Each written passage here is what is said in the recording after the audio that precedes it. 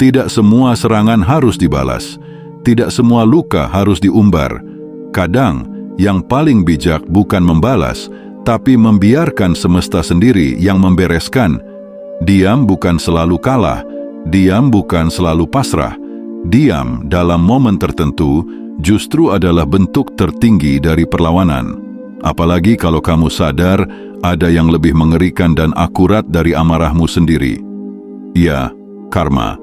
Karma tidak butuh panggung, tidak butuh drama.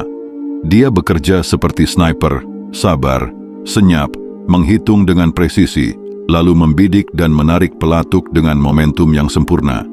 Maka, saat kamu dihancurkan, bukan berarti kamu harus balas menghancurkan.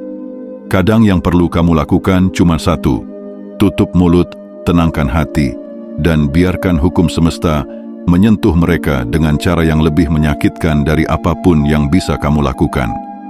Berikut adalah 8 momen yang sebaiknya kamu hadapi dengan diam dan menyerahkan sisanya pada karma. Pertama, ketika kamu disalahkan untuk sesuatu yang tak kamu lakukan.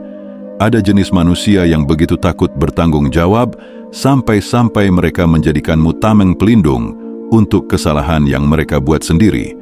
Mereka menciptakan narasi, melempar tuduhan, dan menggiring opini agar semua jari tertuju ke kamu. Rasanya menyebalkan, seperti dipaksa memikul beban dosa yang kamu sendiri tak tahu asal-usulnya. Tapi disinilah kamu diuji. Diam adalah senjata paling elegan yang bisa kamu pakai. Membela diri kadang malah membuatmu terlihat seperti orang bersalah. Karena di hadapan publik yang sudah lebih dulu dibutakan oleh narasi palsu, kebenaran seringkali dikalahkan oleh drama. Maka diam bukan bentuk menyerah. Diam adalah bentuk kepercayaan bahwa kebenaran selalu punya cara untuk muncul ke permukaan, dan orang yang gemar menyalahkan orang lain akhirnya akan menggali lubang kuburnya sendiri. Karma tidak buta, ia hanya sabar. Ia tidak akan pernah tertukar dalam menentukan siapa penjahatnya, meskipun awalnya terlihat seperti kamu. Dan kamu tahu apa yang paling menyakitkan, saat mereka akhirnya dihantam kenyataan dan tidak ada satupun tangan yang datang untuk membela mereka. Diam kamu hari ini adalah pengingat bahwa tidak semua hal perlu dibalas dengan suara. Beberapa hanya butuh waktu dan pembusukan reputasi secara alami. Jadi, tarik napas, tahan egomu, biarkan mereka menyebar omong kosongnya. Kamu tetap di tempatmu, menjaga integritas dan menunggu badainya datang. Kamu hanya perlu tetap berjalan, terus bekerja, dan fokus pada hal-hal bermutu. Kedua, ketika seseorang mengkhianati kepercayaanmu. Pengkhianatan itu sakitnya bukan main, apalagi ketika kamu sudah memberi segalanya. Kepercayaan, waktu, bahkan celah terdalam hatimu, dan mereka menikammu tanpa peringatan. Tapi percayalah, membalas dengan emosi hanya akan menjerumuskan kamu ke lubang yang sama, penuh kebencian, dendam, dan racun yang mematikan. Pengkhianat tidak layak mendapat penjelasan.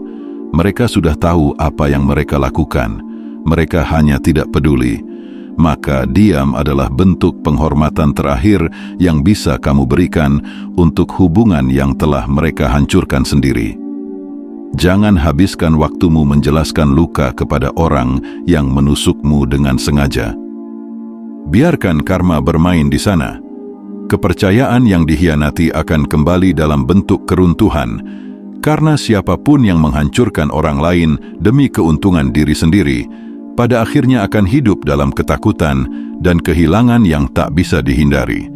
Alam semesta punya cara unik untuk membuat para pengkhianat mencicipi racun mereka sendiri. Dan kamu tetaplah berdiri dengan kepala tegak. Jangan biarkan luka itu mengubah hatimu menjadi batu. Jadikan pengkhianatan itu pelajaran, bukan penjara. Diammu bukan bentuk kelemahan.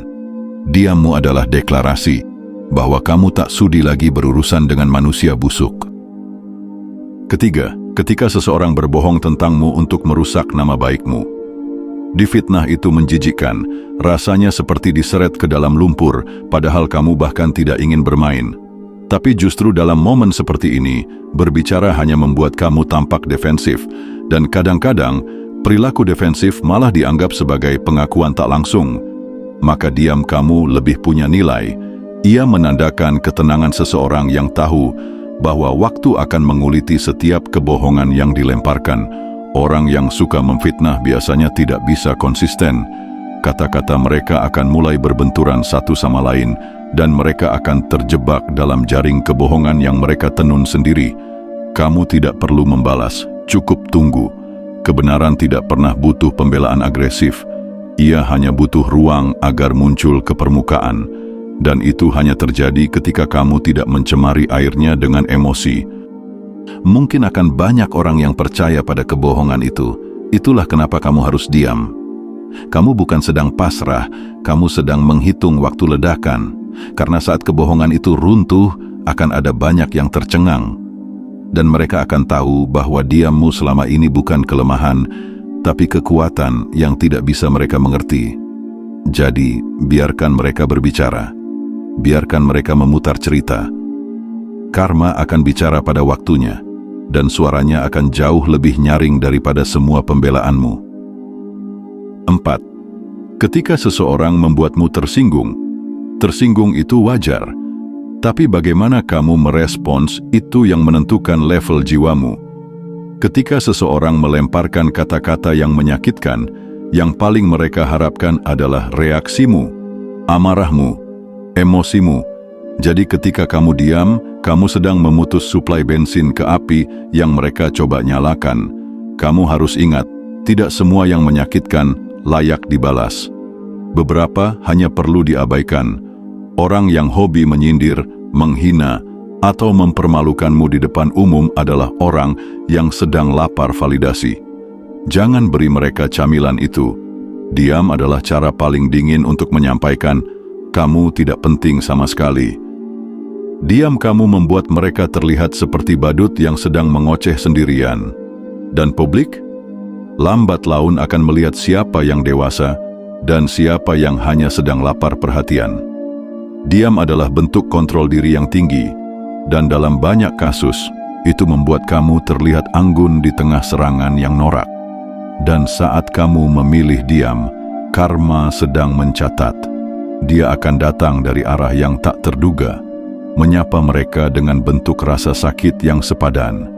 Sementara kamu tetap berdiri tegak dengan harga diri yang tidak pernah kamu gadaikan, hanya untuk menanggapi omong kosong.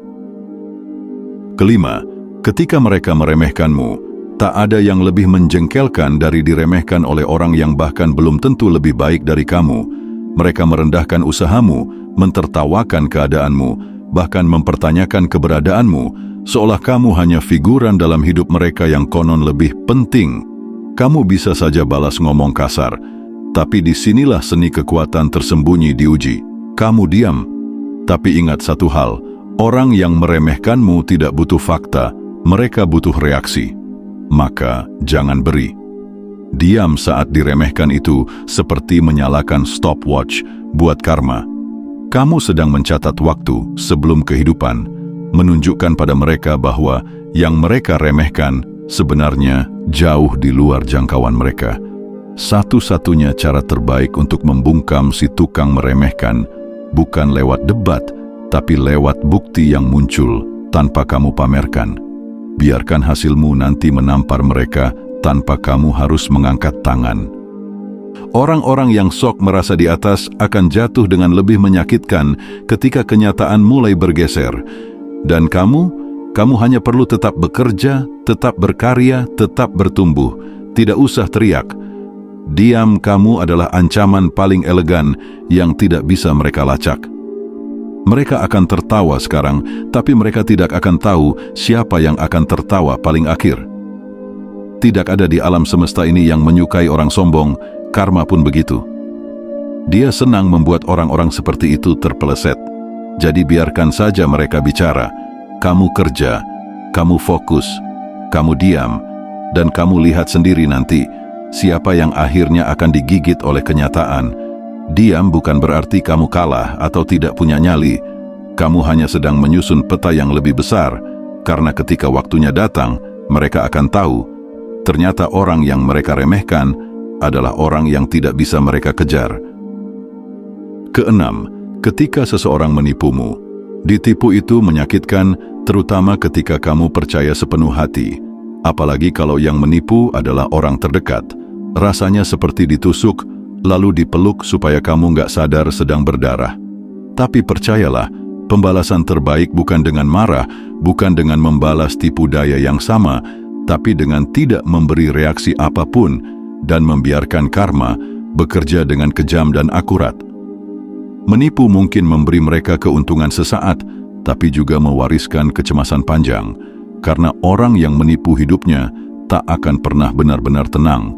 Mereka harus terus menutupi kebohongan dengan kebohongan baru, sampai akhirnya semuanya ambruk. Kamu tidak perlu menghancurkan mereka. Mereka akan menghancurkan diri sendiri. Kalau kamu diam, kamu sedang menjaga kelasmu. Kamu memberi pesan bahwa kamu tidak butuh balas dendam murahan untuk menunjukkan kamu lebih kuat. Kamu hanya perlu membiarkan waktu dan biarkan semesta mempertemukan mereka dengan akibat dari ulah mereka sendiri. Dan saat waktu itu datang, kamu akan melihatnya dari jauh, tanpa dendam, tanpa amarah, hanya dengan satu rasa, lega, karena kamu tak harus jadi brengsek untuk membalas si brengsek. Karma jauh lebih tahu bagaimana caranya memberi hukuman. Ketujuh, ketika orang yang kamu tolong justru menikahmu. Membantu orang adalah tindakan mulia, tapi sialnya, kadang kebaikan itu justru dibalas dengan keburukan. Kamu pernah jadi penolong di masa sulit mereka, memberi uang, waktu, tenaga, atau bahkan nama baik. Tapi begitu mereka sudah berdiri tegak, kamu dilupakan, bahkan disingkirkan. Mereka naik di atas pundakmu, lalu menginjak kepalamu, seolah kamu bukan siapa-siapa. Kamu ingin membalas, wajar. Tapi jangan, diam saja. Kenapa? Karena membalas mereka hanya akan menjatuhkanmu ke level mereka yang hina. Kamu bukan pemberi pinjaman yang menagih imbalan. Kamu adalah seseorang yang pernah menabur benih kebaikan. Kalau mereka membalasnya dengan tikaman, biarkan saja. Biarkan mereka hidup dengan kebusukan yang mereka buat sendiri. Dan seperti semua orang jahat lainnya, mereka akan menyesal karena kehilangan seseorang yang tulus. Sayangnya, kesadaran itu datang terlambat. Dan waktu tidak pernah bisa diputar ulang. Karma itu ibarat hutang yang jatuh tempo tanpa pemberitahuan. Orang yang pernah kamu tolong tapi membalasnya dengan racun akan mengalami masa sulit yang tak kamu doakan tapi akan datang. Dan saat itu tiba, mereka akan sadar satu hal, bukan kamu yang mereka sakiti, tapi diri mereka sendiri. 8. Ketika seseorang playing victim. Ini yang paling menjengkelkan. Mereka yang membuat masalah, tapi memposisikan diri seolah korban. Mereka putar cerita, membuat kamu jadi si jahat, dan mereka si malang tak berdosa. Dan yang lebih memuakan, orang-orang percaya. Kamu digiring jadi pelaku dalam cerita yang dimanipulasi sedemikian rupa, rasanya ingin sekali klarifikasi ke semua orang satu persatu, tapi berhenti di situ. Itu cuma akan membuatmu semakin terlihat bersalah. Saat kamu diam, kamu menolak masuk ke panggung drama yang mereka ciptakan. Kamu biarkan mereka berakting sepuasnya, dan semakin lama mereka bermain, semakin kelihatan bahwa mereka hanya pura-pura. Karena orang yang benar-benar korban tidak akan sibuk mencari perhatian. Mereka yang tulus tidak sibuk menyusun skenario. Dan begitulah cara kebenaran bekerja, pelan, tapi menghantam keras. Ketika kamu diam, semua yang menyaksikan akan mulai membandingkan. Mereka akan lihat siapa yang terus teriak dan siapa yang tetap tenang. Dan lambat laun, narasi palsu itu akan runtuh oleh kontradiksi mereka sendiri. Ketika kamu diam, kamu sedang memberi ruang untuk karma mengayunkan palu kebenarannya. Dan mereka yang menjadikan diri sebagai korban palsu akan berhadapan dengan kenyataan yang tidak bisa mereka kendalikan. Saat topeng jatuh, tak akan ada yang sudi menampung air mata palsu itu lagi. Kamu tidak lemah hanya karena memilih diam.